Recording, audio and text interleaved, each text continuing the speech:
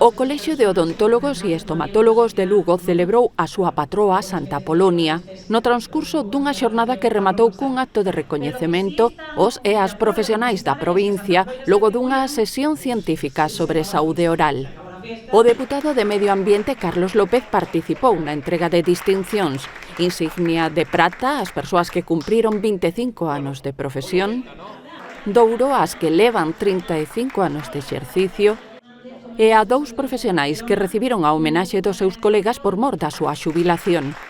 Durante a cerimonia, o colexio que preside María Núñez nomeou membro de honra o catedrático da Universidade Complutense, o lucense Alejandro Iglesias.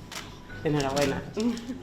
Os éxitos da súa premiada carreira foron detallados no discurso previo pronunciado polo profesor da Universidade de Santiago, José María Suárez. A importancia que o labor dos odontólogos e estomatólogos ten para a saúde e o benestar das persoas foi destacada polo deputado Carlos López na súa intervención no acto, no que tamén se deu a benvida a 2 novos colexiados.